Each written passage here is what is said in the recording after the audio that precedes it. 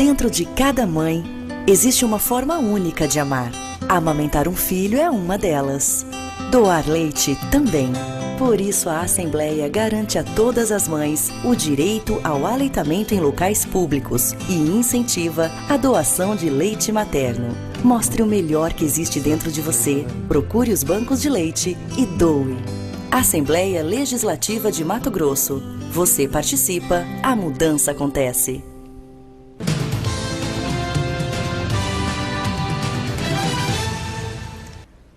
Olá, seja bem-vindo ao RDTV, que hoje está com transmissão ao vivo pelo site RD News e também pelo YouTube.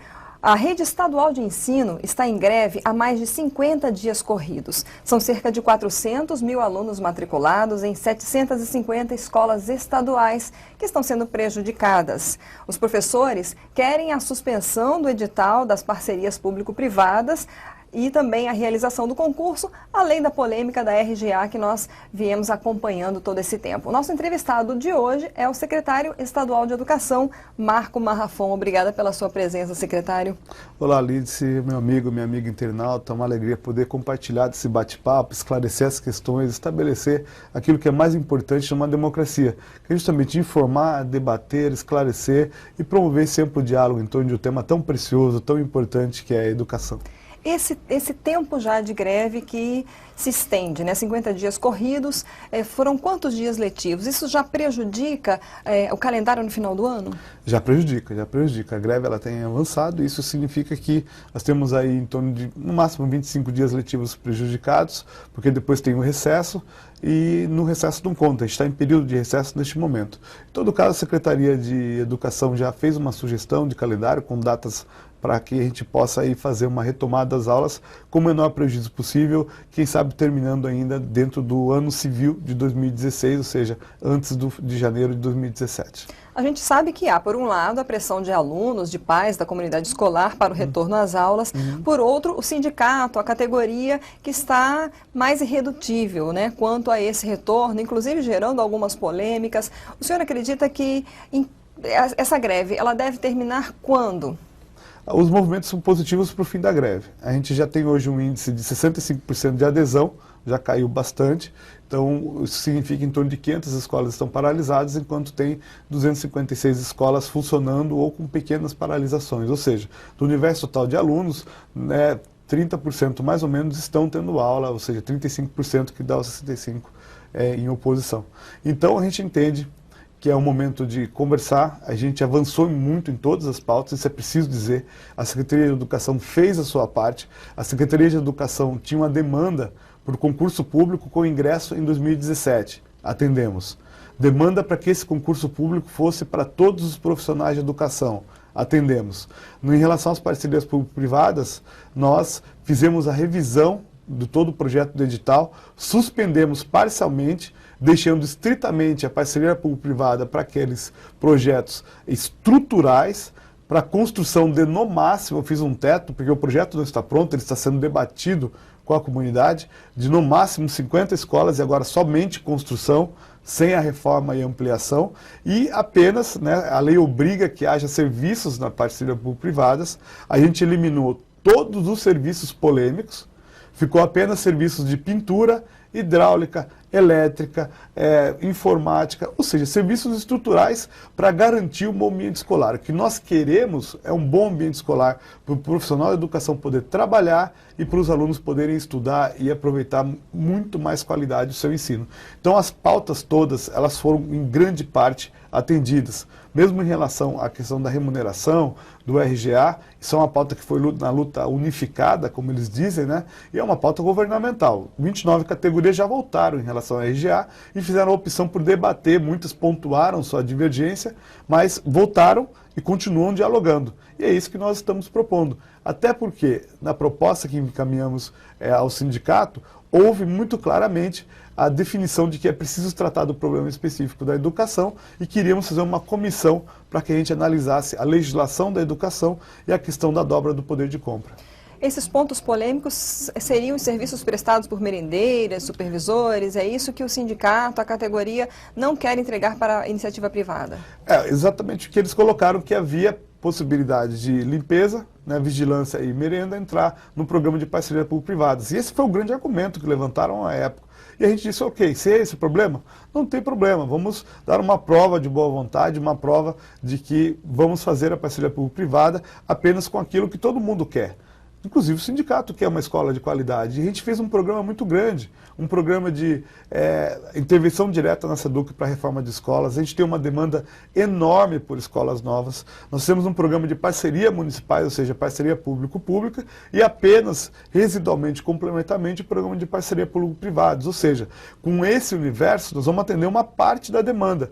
E a gente acha que o tempo da vida, as demandas do estudante, a demanda dos profissionais, não pode esperar a burocracia do Estado, não pode esperar o Estado refazer, reconstruir seu orçamento para daqui 4, 5, 10 anos. Quem quer estudar quer uma escola boa agora. Quem quer estudar quer uma escola pública agora. Quem quer estudar quer uma escola gratuita e de qualidade agora. Então a gente entende que abarcando as diferentes possibilidades e alternativas, a gente vai fazer essa entrega mais rápido. Porque é essa a função. Nós garantimos os direitos sociais. O direito social da educação, ele é aquilo que é mais importante, né, na estrutura do Estado, no planejamento estratégico do governador, do governo Pedro Taques. Dentro da proposta, já do projeto, na verdade, ainda, né? Porque ainda não é o edital para contratação, né, que foi lançado. Mas dentro disso, qual seria a contrapartida do governo para essas empresas que assumiriam essa parte justamente pesada, né? Que exige muito investimento, que são as construções de escolas. Exato. Primeiro é preciso esclarecer. O que nós temos é o lançamento de um edital de PMI, em que eu tenho dito à comunidade, me deixem projetar uma alternativa. Se essa alternativa não se mostrar viável, nós vamos levar a comunidade e ela vai ser abortada democraticamente, tranquilamente. O que não querem deixar é nem fazer o projeto. E eu tirei os pontos, eu já disse no projeto o que eu não vou fazer. Eu não vou projetar a limpeza, eu não vou projetar a merenda, eu não vou projetar a vigilância que tem da conta dos alunos. Né? Houve um entendimento muito forte nas reuniões que a gente fez na Comissão Interinstitucional de Diálogo da PPP, em que houve a participação do sindicato, dos estudantes das ocupações, o Ministério Público, OAB, Conselho de Educação, Comissão de Educação da Assembleia, Rede de Controle da Gestão Pública, todos entenderam que era preciso avançar ali nesse momento e a gente fixou ali aqueles serviços que não eram objeto de polêmica. E eu eliminei esses objetos de polêmica todos para a proposta que eu encaminhei ao sindicato. Então, a partir daí, eu disse, deixa eu projetar uma escola nova, chamamos para conversar sobre a estrutura, qual é a escola que queremos, vamos começar a falar desde antes do projeto. Por quê? A metodologia tradicional sempre coloca o edital de licitação pronto, licita, contrata e resolve. Nós estamos fazendo diferente, porque a parceria público-privada, ela tem a chamada PMI, que é um mero chamamento público à sociedade para dizer, vamos fazer o projeto? Uma vez feito o projeto, a gente vai levar a consulta pública, obrigatório por lei, inclusive com participação pela internet, enfim. E aí só então, o que resultar da consulta pública é que vai para a licitação. Então o momento agora é apenas de construir o projeto. E o que a gente propõe? Construir o projeto, já eliminando de início qualquer possibilidade de entrar nas polêmicas. Ou seja, não tem mais motivo para continuar a greve em relação a esse ponto.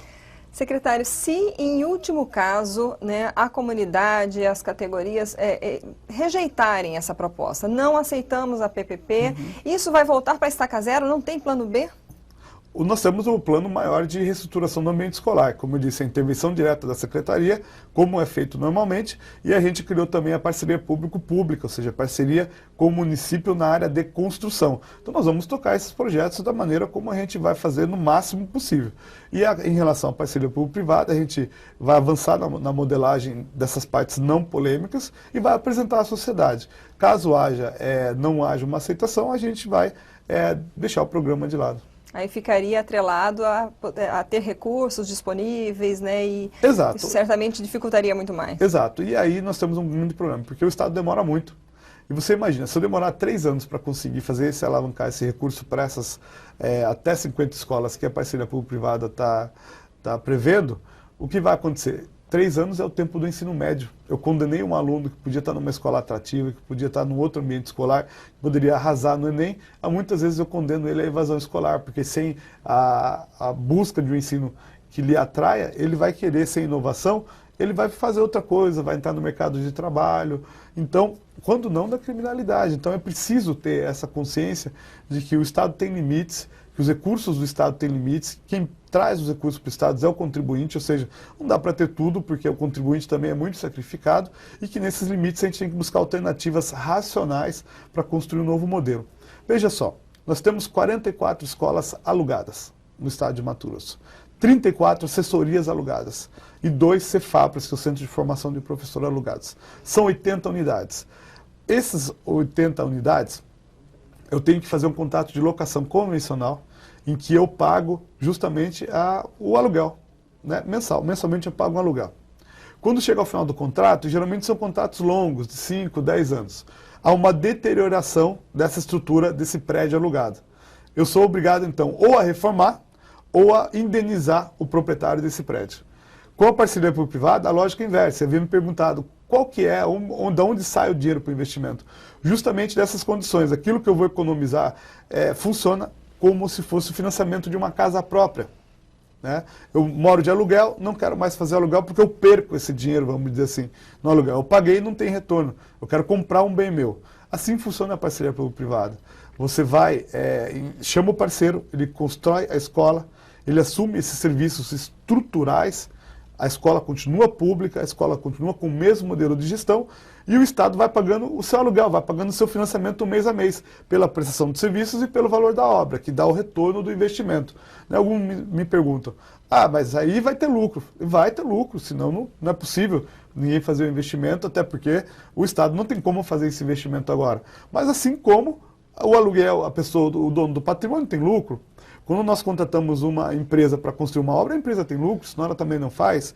Se eu contrato uma reforma do teto, ela também tem lucro. Ou seja, o lucro é algo que existe na sociedade quando o Estado compra um serviço. Então o que nós estamos fazendo é comprar um serviço e comprar uma estrutura.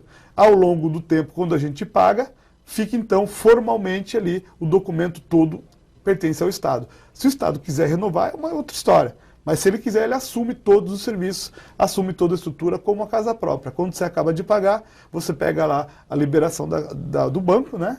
E aí, então, você leva ao cartório e vira o bem seu. E é isso que nós estamos fazendo, ou seja, é muito mais racional, muito mais inteligente do que pagar aluguel, por exemplo. Uma outra polêmica recente, secretária, a participação de crianças e adolescentes nas manifestações do sindicato, né? A Justiça determinou que não se utilize crianças. O Conselho Nacional dos Direitos da Criança e do Adolescente acabou se manifestando favorável. Qual que é a posição da Secretaria quanto a isso? A Secretaria é totalmente contra. É preciso dizer com muita clareza que houve excessos que colocaram a exposição de crianças em perigo.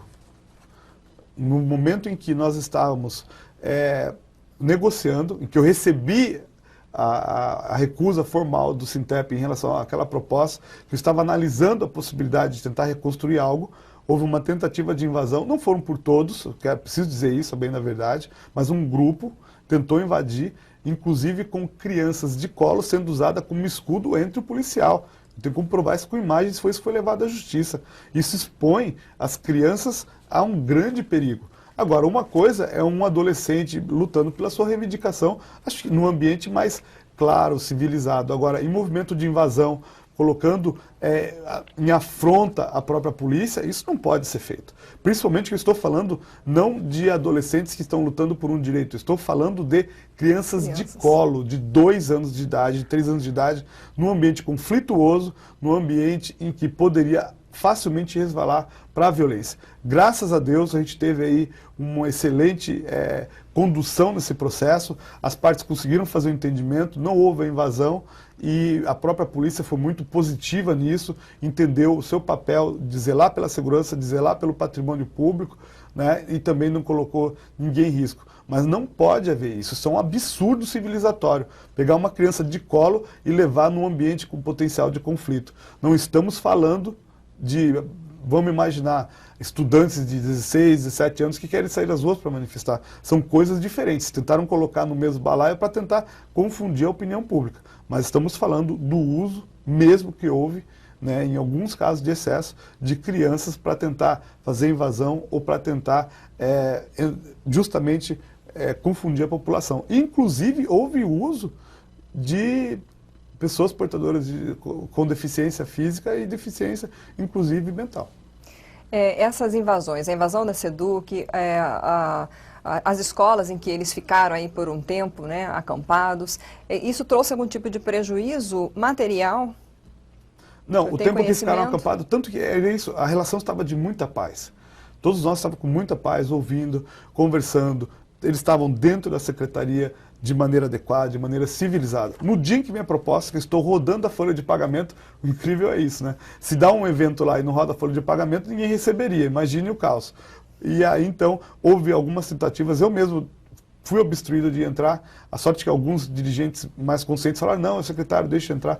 Ou seja, não tinha ambiente para aquilo naquele momento, e aí, então, isso nos levou a ter que tomar medidas mais duras e disse, olha, a partir de agora, então, não vai entrar mais na secretaria. Até porque é preciso dizer uma coisa, o Código Civil não está revogado, ele é plenamente constitucional. E todo direito tem limites, o direito do próximo coloca um limite a todo direito. Não existe direito de resistência ilimitado. Por exemplo, bem de uso comum de povo, está no Código Civil, é a praça. A praça, todo mundo pode ir e vir sem pedir licença, mas existe o bem de uso especial. O bem de uso especial é a repartição pública, como a Secretaria de Educação. A repartição pública, ela tem documento pessoal de servidor, documento de todos os estudantes, ela tem processos administrativos, processo de contratação, ela tem auditorias, ela tem investigações. Como pode, no meio de tanto documento importante, entra desordenadamente e se coloca em risco algum documento desse, quem vai responder? Depois a pessoa precisa de uma certidão para aposentar, a secretaria não tem porque se perdeu. Depois precisa de um histórico escolar, não se encontra. Então, existem limites na democracia a esse tipo de invasão. E a repartição pública tem que ser preservada. Ninguém entra no gabinete de um desembargador invadindo em nome porque teve uma decisão judicial em contrário. Ou seja, é preciso ter bem claro esses limites. E isso está no código, está na lei e tem que ser respeitada. E essa lei é plenamente constitucional. Ou seja, não há que se falar, porque é público, posso entrar em qualquer lugar. Não é assim. Na praça é bem de uso comum do povo. Na repartição pública é bem de uso especial, porque existem documentos. No Judiciário tem documentos de processos, no Ministério Público tem documentos, tal como na Secretaria de Educação tem documentos muito importantes da vida das pessoas. E isso não pode ficar aí à disposição solto, sem nenhum controle. Muita gente, muitas pessoas da população, pessoas mais simples, não têm essa visão, esse conhecimento do direito, mas, na verdade, as lideranças certamente, né? E na verdade, o desconhecimento não pode ser utilizado como desculpa, né? Claro, com certeza, com certeza. É um fruto de uma certa, digamos, confusão entre essa questão do bem público e dizer, olha, a SEDUC é do povo do estado de Mato Grosso? Com certeza, é do povo do estado de Mato Grosso. Mas você não pode falar o que você quer, você não pode simplesmente entrar em qualquer lugar.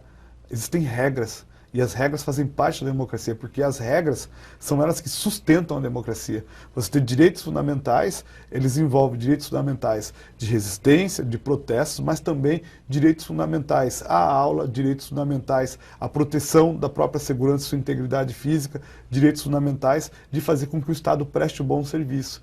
E se não há essa diferenciação de etapas, o Estado não consegue prestar um bom serviço. Até o senhor está falando um pouco como professor, né? O senhor é professor de Direito Constitucional.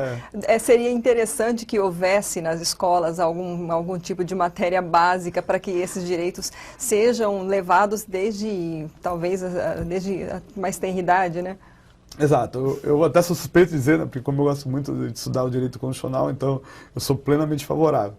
E especialmente porque quando a gente monta a ideia de Estado de Direito, é aquela questão, o que nos liga enquanto cidadãos? A lei. Esse é o contrato fundamental. E essa lei maior é a Constituição. Né? E essa lei maior, ela estabelece direitos e deveres. Se você lê os artigos da Constituição, ela dos direitos e deveres do cidadão. Por quê? A cada vez que eu tenho o direito de me manifestar, no mesmo momento eu tenho que preservar o dever de zelar pelo direito de manifestar do outro. Então todo direito tem no seu anverso um dever. E é isso que garante. Eu tenho direitos perante o Estado e tenho deveres perante o Estado e perante a comunidade também. Só que o que nós estamos assistindo, isso não é uma peculiaridade do Estado de Mato Grosso, mas no Brasil inteiro, é o esquecimento da face dos deveres. né? Aquela história, como se falava lá entre os americanos, né? Não pergunte o que o Estado pode fazer por você, mas o que você pode fazer pelo Estado. É um pouco essa face dos deveres. Né? Eu diria assim, o que você pode fazer para o bem-estar geral. Isso é importante. O Estado é uma peça, uma tecnologia para contribuir para esse aparato.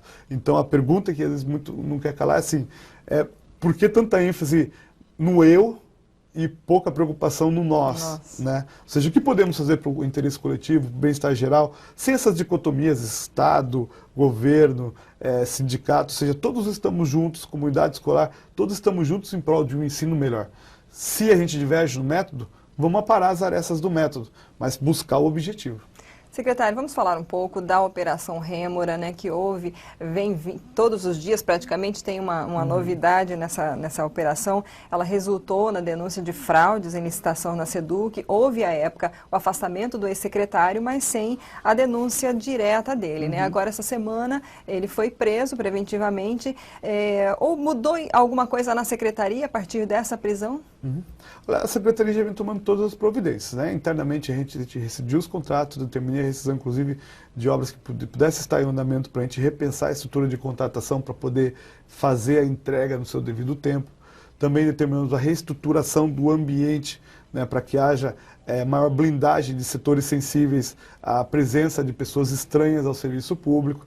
Também estamos contribuindo, colaborando com as investigações 100%, nós apoiamos as investigações, nós entendemos que é um grande papel que os órgãos de controle, que a GAECO está fazendo, como também é um momento de tristeza para a Secretaria, né? O ex-secretário Premínio é uma pessoa humana que merece a solidariedade quanto dignidade, e a gente torce muito para que os fatos verdadeiros venham à tona, que tudo seja esclarecido e que cada um pague na medida de suas responsabilidades. Então, a gente vai contribuir, está contribuindo com as investigações e apoia, e em caráter humanístico, solidário, mas também torce para que tudo venha à tona e que as coisas aconteçam de maneira com muita verdade, com muita franqueza, e os fatos sejam apurados.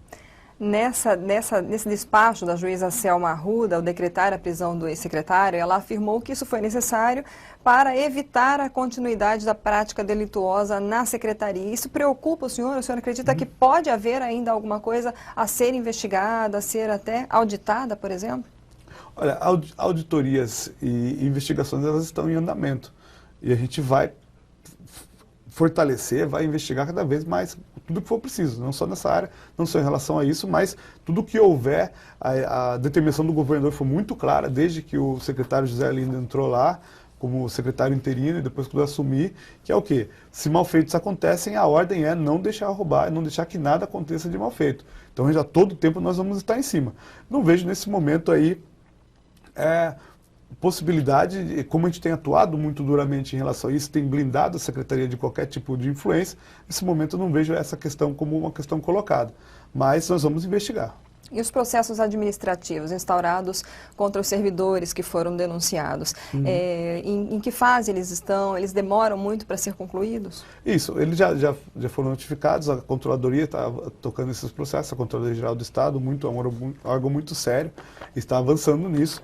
E internamente a gente tem feito a parte administrativa de rescisão contratual, de avaliar os danos que isso possa ter causado, e especialmente, que é o nosso objetivo maior, é a busca de também concretizar com toda a lisura e legalidade, sem nenhuma espécie de desvio, as obras que a população necessita, né? Tem escolas que já estavam aí em estágio bem avançado de construção e estão paradas. Eu tive ontem, estive em Rondonópolis, e a Escola Adolfo está parada, com obra parada, e a gente precisa retomar. Quais obras vão ser retomadas? Todas aquelas que estiverem em caráter avançado, a gente já vai buscar uma forma de retomada o mais rápido possível, com emergência.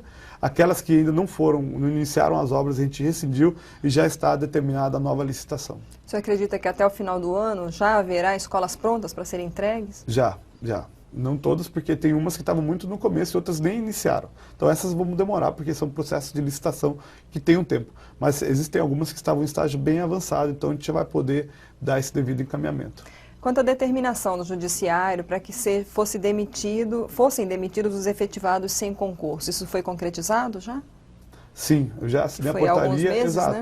Exato. O suporte jurídico da Secretaria já me determinou, já encaminhou o processo, já fez toda a orientação jurídica, e há poucos dias atrás a gente tinha feito o encaminhamento da portaria, porque decisão judicial se cumpre, e tudo que vier nós vamos cumprir. Secretário, para a gente encerrar, vamos falar de um tema que até tem sido pouco falado, talvez com o senhor, por causa de todas esses factuais, né? Esse burburinho, né, forte, né? Mas nós já recebemos aqui no RDTV o secretário de Assistência Social de Cuiabá falando da situação dos migrantes, né? E a gente sabe que a SEDUC, ela tem aí uma proposta de política de educação para os migrantes, né? Os imigrantes, que nós temos aqui muitos, né? Haitianos, né? E como é que está essa situação? Vocês acreditam que vocês conseguirão abraçar mais? Porque a gente sabe que eles já estão matriculados, né? As crianças já estão aí, né? Exato. Como é que está essa situação? Inclusive a gente tem pensado programas de apoio linguístico em relação a imigrantes também. Escolas bilíngues é uma outra inovação que a gente está estruturando. Então, no primeiro momento, a gente deu continuidade às políticas que vinham sendo feitas. Agora, com já o encaminhamento do setor de obras e do setor administrativo da Secretaria, a gente está avançando muito fortemente na formação do novo planejamento estratégico na área pedagógica. E a partir daí, então, a gente vai poder ter mais clareza quais são os pontos de atendimento. O que vinha sendo feito mantém, e esse processo de acolhimento é um dos temas que estão em bastante evidência, que nós vamos trabalhar para conseguir dar um melhor atendimento, até porque isso é uma questão humana, uma questão social que tem que ser valorizada. Vocês têm conseguido apoio de outras instituições, têm buscado esse tipo de apoio? Sim, especialmente o que nós chamamos de investimento social, né? Às vezes, as próprias fundações ou outras instituições privadas fazem aportes para que a gente possa elaborar projetos em conjunto que venham atender de maneira mais direta a comunidade. Então, a gente tem buscado isso. Ok, secretário, obrigada pela sua presença na RDTV. Eu que agradeço. E um bom trabalho aí para o fim da greve, que ela se concretize realmente, né? Exato. Vamos trabalhar muito para o fim da greve, o governo fez a sua parte. Isso nos leva até a perguntar por que razões agora não podemos retomar o diálogo sem greve, né? Ou seja, por que da greve agora? E a gente entende que é preciso avançar e estamos fazendo a nossa parte, apoiamos os movimentos da sociedade civil, da comunidade escolar que querem as aulas, apoiamos os movimentos dos professores e diretores que também querem as aulas. Ok, muito obrigada. Muito obrigado. Nós entrevistamos hoje o secretário estadual de Educação, Marco Marrafon, ao vivo no RDTV. Esta entrevista vai ficar à disposição no site RD News. Continuaremos com outras entrevistas também. Estaremos sempre ao vivo para trazer para você em primeira mão. Acesse rdnews.com.br/rdtv e até a próxima.